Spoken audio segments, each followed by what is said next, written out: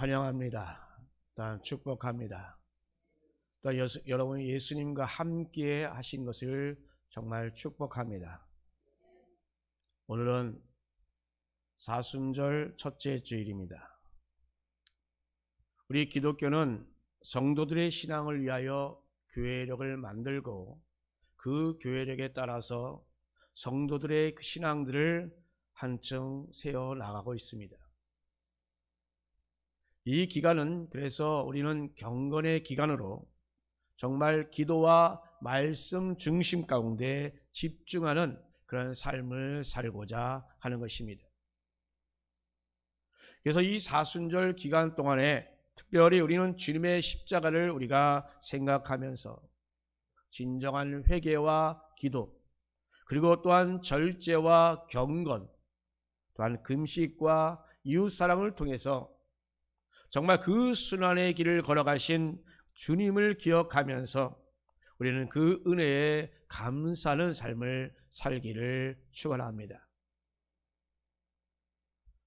무엇보다도 우리는 이 그리스도의 순환을 생각하면서 진정 나의 유익을 버리시고 하나님의 영광을 생각할 수 있어야 합니다. 과거 가톨릭은 육체의 고난과 고행을 강조했지만 그 육체에 임의적으로 고난을 가하는 그러한 고행이나 의미 없는 그러한 금식은 그리스도의 고난과 거리는 먼 것 같습니다. 종교개혁자인 마틴 루터는 육신의 고통으로 이 죄 문제를 해결받을 수 있다고 하는 그 가톨릭의 전통대로 그는 그 당시의 순례의 길을 따라서 바로 바티칸의 그 교황청의 산조반디인 라테라노 대성당의 일명 본디오 빌라도의 계단이라는 그런 28개의 계단을 무릎을 꿇고 주기도문을 외우면서 기어 오르기도 했었습니다.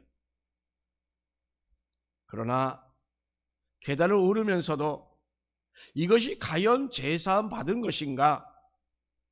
과연 어떻게 해야 된단 말인가? 라고 하면서 그래도 끝까지 마지막 계단 위에 오르면서 올랐지만 그는 아무것도 느끼지 못했다라고 이렇게 토로하고 있습니다.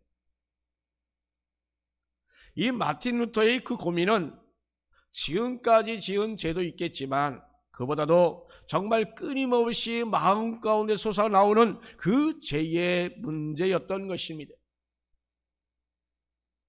주님을 따르기보다는 자기의 정욕을 만족시키고자 하는 그러한 욕망에 대한 것이었습니다.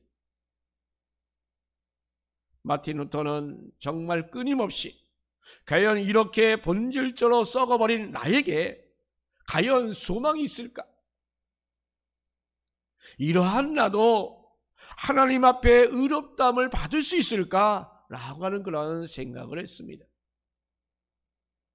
마틴 루터는 이런 문제를 해결하고 그리고 바티칸 그 교황청의 계단을 무릎으로 기어 올랐지만 그러나 기쁨은 없었습니다. 그런 중에 로마서 1장 17절 말씀, 복음에는 하나님의 의가 나타나서 믿음으로 믿음에 이르게 하나니 기록된 바 오직 의는 믿음으로 말미암아 살리라 함과 같으니라. 이 말씀에 심장이 뛰기 시작했습니다. 인간이 어떤 선행이나 고행으로 자신의 죄를 씻고 진짜 하나님 앞에서 의로운 사람이 되는 것이 아니라 오직 예수 그리스도를 믿는 믿음으로 의롭다함을 받는다라는 것을 깨달았던 것입니다. 28개의 계단을 무릎으로 올라가는 것을 통해서 사죄의 확신을 느끼지 못한 것을 그는 깨달았던 것입니다. 우리의 모든 것을 살펴보시는 하나님께서 사람들이 죄를 지어서 멸망하게 되자 당신의 외아들을 세상에 보내어서 사람의 모든 죄를 다 지고서 죽게 하셨습니다. 그리고 또한 그 아들 예수를 믿는 사람들의 모든 죄를 사하여 의롭게 하시는 바로 이 성경의 진리를 우리는 분명히 깨달아야 될 줄로 믿습니다. 사람의 죄는 사람의 공로나 힘, 능력으로 절대 해결할 수가 없습니다.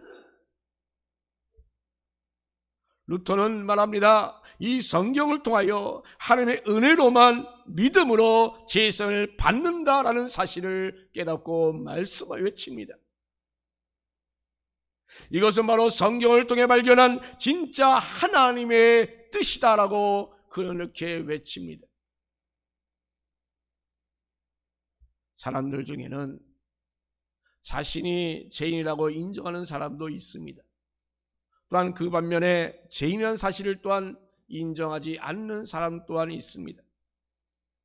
그러나 죄가 없다고 하는 사람도 그것이 자기를 의롭게 보이기 위한 하나의 주장일 뿐이지 정말 자기 자신이 바로 죄인이 아니라고 생각하는 사람은 아무도 없을 것입니다. 이렇게 사람이 모두 다 자기 자신이 죄인임을 인정하기 때문에 그러면 그 죄를 과연 어떻게 처리하느냐, 이것이 문제인 것입니다. 어떻게 그 죄에서 자유함을 얻을 수 있느냐, 이것이 바로 문제인 것입니다. 그래서 사람들은 이 죄 문제를 해결하기 위해 나름대로 여러 가지 나름대로의 방법을 다 생각해냈습니다. 그러나 이 마틴 루터가 그랬던 것처럼 그 죄 문제를 해결할 수 있는 방법은 없었습니다. 그런데 로마서 8장 1절 2절에 그러므로 이제 그리스도 예수 안에 있는 자에게는 결코 정죄함이 없나니 이는 그리스도 예수 안에 있는 생명의 성령의 법이 죄와 사망의 법에서 너를 해방하였음이라. 아멘. 예수님 안에서 그 죄 문제가 해결되었다라고 하는 것입니다. 우리가 사순절 보내면서 저는 또한 사순절 대변하는 이 예수님의 십자가의 고난, 이 고난이 과연 누구 때문에 당하는 고난인가를 여러분에게 말씀드리고자 합니다.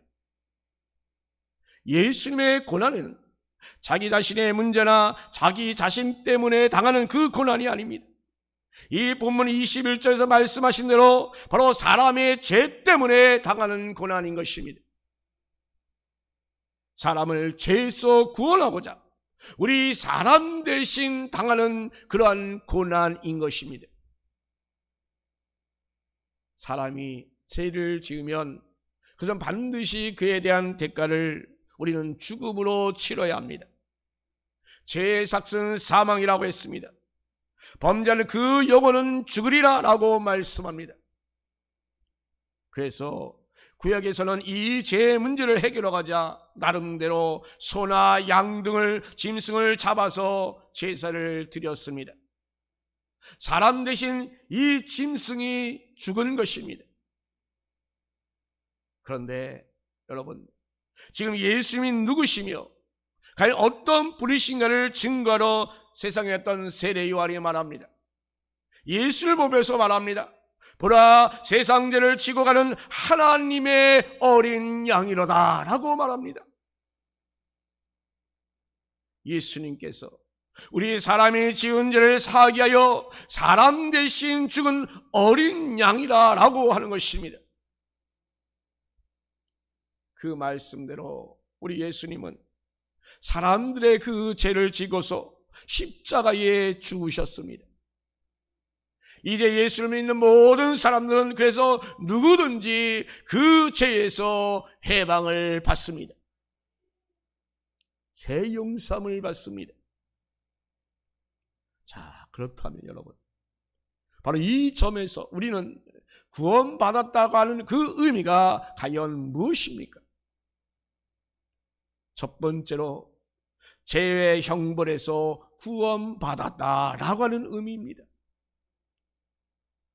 성경에서는 한결같이 죄를 지으면 반드시 형벌이 있을 것이다 라고 말씀합니다. 그것은 창세에 하나님께서 아담에게도 하신 말씀입니다. 동산 각종 나무의 열매는 네가 임의로 먹되 선악을 알게 하는 나무의 열매는 먹지 말라. 네가 먹는 날에는 반드시 죽으리라 라고 말씀합니다. 하나님의 법을 어기면 형벌을 받는다라는 것입니다. 이 말씀을 지키지 못할 법이 아닙니다. 하나님은 얼마든지 이 복을 누리고 더 편안하게 자유롭게 살 수 있도록 다 허락하셨습니다. 그것은 바로 하나님께서 바로 이 에덴 동산에 생명나무를 위시한 수많은 그런 각양 좋은 나무를 다 심어놓고 그 가시를 또한 맺게 하셨습니다. 그래서 하나님께서는 그 각양 모든 좋은 실과를 아담에게 마음껏 따먹도록 허락하셨습니다. 심지어는 그 나무를 가꾸지도 않았습니다. 이것이 다 하나님이 다 하신 것입니다. 아담과 하는 그저 하나님이 주실 그 복을 그냥 누리기만 되었던 것입니다.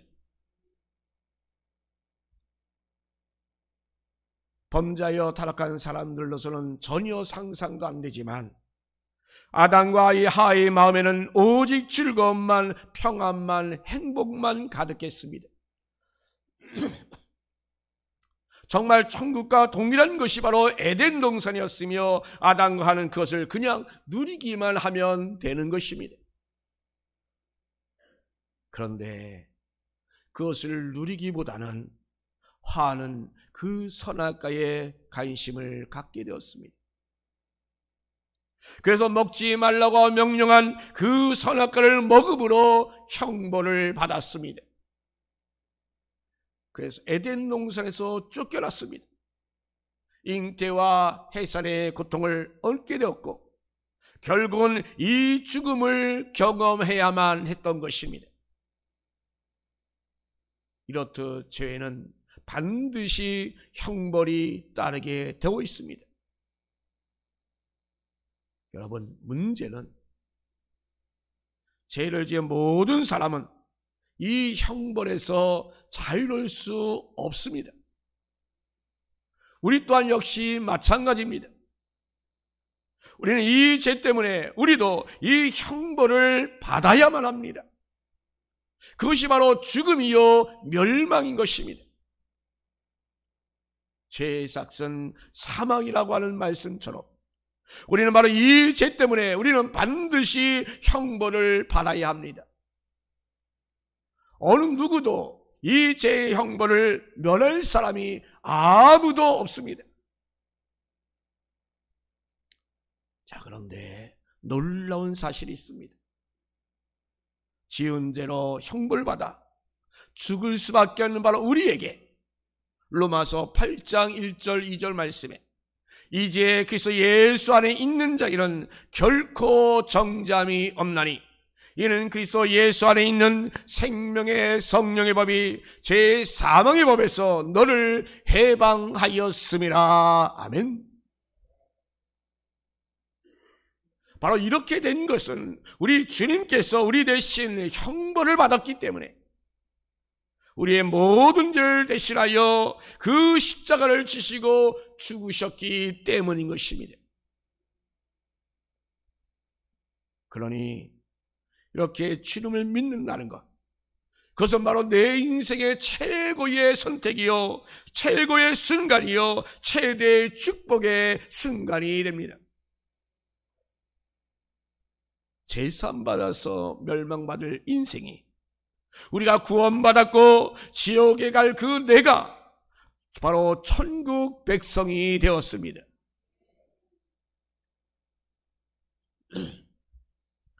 예수 믿기 전에 죽음은 지옥 가는 문이었지만 그러나 이제 우리의 죽음은 천국 가는 문이 되었습니다. 그래서 주님은 성도의 죽음을 귀하게 보신다라고 우리에게 말씀하고 있습니다. 우리는 이 모든 죄의 형벌 가운데 여러분 구원받았음을 분명히 기억하시기 바랍니다. 두 번째로, 우리 구원은 죄의 영향력에서 구원받았다라는 의미인 것입니다. 창세기 19장에 보면 아브라함의 조카 룻이 나옵니다. 그는 가나안에 와서 불어난 그 재산 때문에 그는 롯은 소돔 땅을 선택하게 되었고 이사를 갔습니다. 그리고 창세기 19장에서 보니까 롯이 아브라함처럼 또한 행동합니다. 창세기 18장에서 아브라함이 나그네를 잘 대접했습니다. 그런데 또 19장에 보니까 롯이 또한 역시 나그네를 잘 대접합니다. 얼마나 나그네를 잘 대접했는지 1절과 2절 말씀에 보니까 지나간 나그네에게도 절을 하며 영접하였다라고 되어 있습니다. 자, 그런데 여러분, 문제가 생겼습니다. 무슨 문제? 바로 그 소돔 사람들이 그 나그네를 내어놓으라라고 하는 것입니다. 여기에 대해서 학자들은 당시에 소돔이 동성애가 보편화되어서 동성애를 하기 위하여 그 소돔 남자들이 이 남자를 내놓으라라고 했다고 합니다. 자, 그래서 이 롯이 뭐라고 말합니까? 창세기 19장 8절에서 내가 남자를 가까이 하지 아니한 두 딸이 있노라. 청하 가운데 내가 그들을 너희에게로 이끌어 내리니 너희 눈에 좋을 대로 그들에게 행하고 이 사람들은 내 집에 들어온 즉 이 사람들에게는 아무 일도 저지르지 말라라는 그런 이야기가 나옵니다. 자, 여러분, 지금 손님을 잘 대접하고 동성애를 막는 것까지는 좋았는데, 자, 시집까지 하는 자기 두 딸을 내어주겠다라고 하는 것입니다. 이게 과연 아버지로서야 할 말이겠습니까? 그런데 왜 롯이 왜 이런 이야기를 했을까요? 더구나 약혼한 사익감까지 있는데, 이것은 바로 이런 행동들은 바로 그 사회에서는 그렇게 허물이 안 되었다라고 하는 이야기입니다. 사익감들도 역시 마찬가지로 그것을 크게 문제 삼지 않았다는 것입니다. 자, 그러나 여러분, 사회가 설사 그렇다 할지라도 롯이 왜 이렇게 되었을까요? 왜 그랬을까요? 그 이유는 바로 죄의 영향을 받아서 그렇습니다. 사람들이 여러분 죄를 지을 때 보면 처음엔 어떻습니까? 그 죄를 지을 때 굉장히 두렵고 나름대로 긴장합니다. 그러다 그것이 일상화가 되면 아무렇지도 않게 생각하잖아요. 죄의 영향력에 그들이 사로잡혔기 때문인 것입니다. 죄에 대한 그 경각심이 없어져 버렸기 때문인 것입니다. 도둑질 하면서도 사기를 치면서도 아주 태어난 사람들을 우리가 보잖아요. 그들 역시 죄의 영향력 아래에 있기 때문인 것입니다. 그러나 성경은 분명히 말합니다. 그것은 망하는 길이다라고 말합니다. 구원받고 죄사함 받은 사람은 죄 짓는 것을 두려워할 줄 알아야 합니다. 죄의 영향력 아래에 있는 것을 우리는 괴로워할 수 있어야 합니다. 그래서 우리는 그 자리를 피하려고 그런 자리에 가지 않으려고 애를 써야 합니다. 죄에 대한 경각심이 우리 가운데 있기 때문에 우리는 그러한 자리, 그러한 장소에 우리는 멀리해야 할 것입니다. 그런데도 이 죄의 영향력 아래에 있는 사람은 이러한 경각심이 없습니다. 이를 행하면서도 또한 죄를 지으면서도 이것이 왜 나쁘냐라고 그렇게 말합니다. 여러분, 구원은 바로 이렇게 죄에 대한 그 경각심의 생김으로 말미암아 그 죄의 영향력에서 이겨낼 수 있어야 합니다. 요셉처럼 보디발 아내의 그 유혹에 넘어가지 않습니다. 유혹의 자리를 박차고 나옵니다. 죄 짓지 않는 그 은혜의 자리를 찾아가는 것입니다. 그것은 바로 그 마음이 바로 죄의 영향력 아래 있는 것이 아니라 은혜의 영향력 아래 있기 때문인 것입니다. 구원받은 사람은 다 이래야 합니다. 이렇습니다.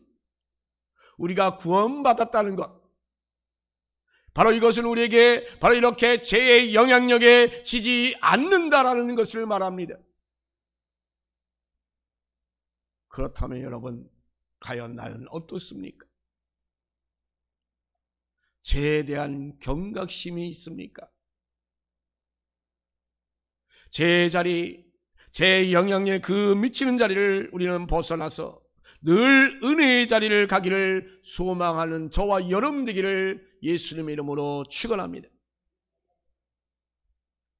또한 세 번째로 구원받았다고 하는 것은 죄 자체에서 구원받았다는 의미입니다.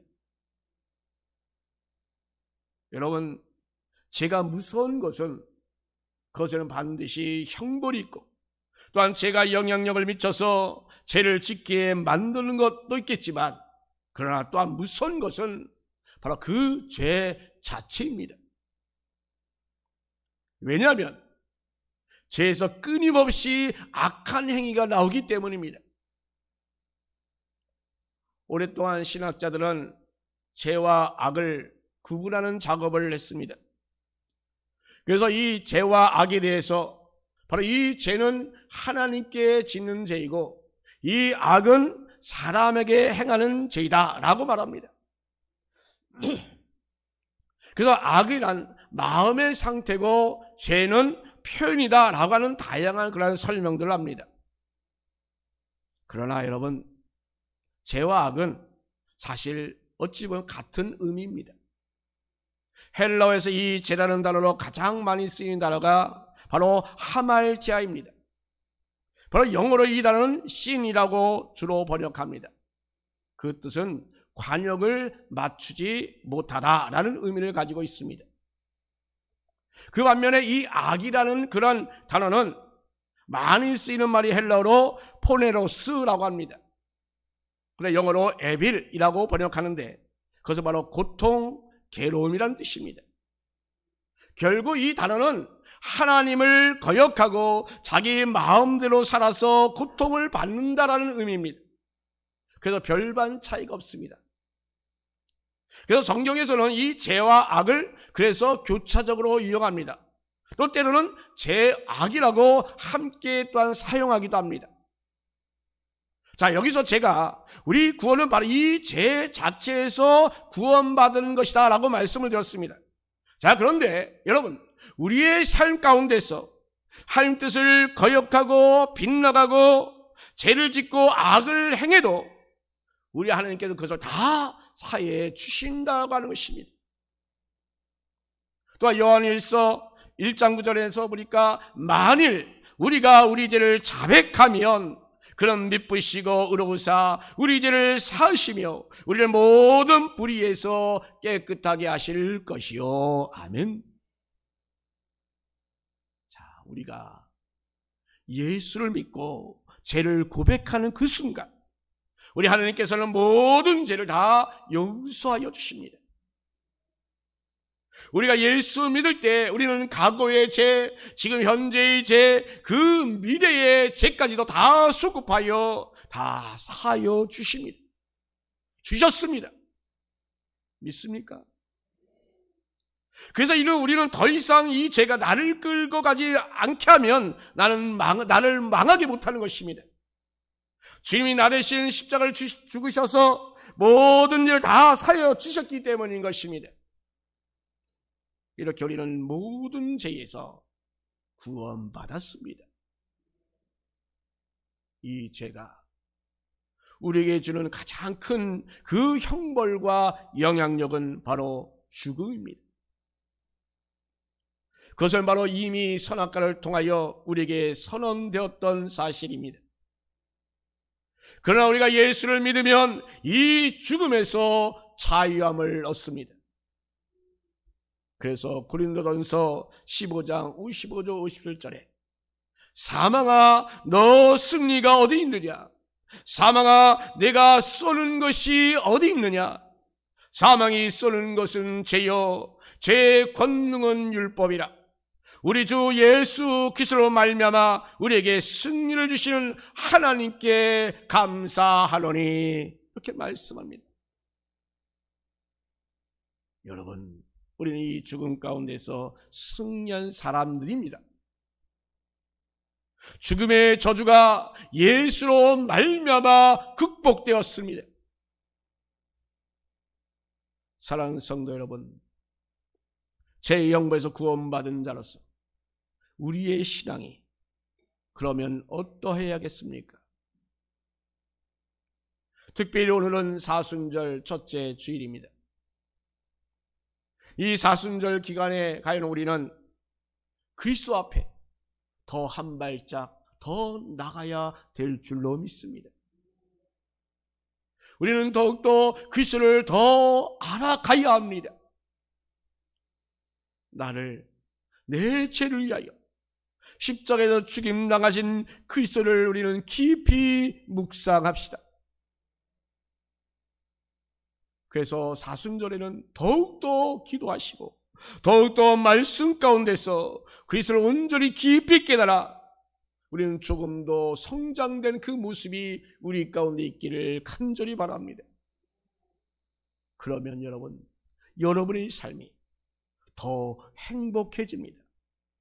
여러분 고난과 어려움 가운데서 여러분의 감사와 기쁨이 충만히 복된 그 삶이 여러분 가운데 임하게 될 줄로 믿습니다.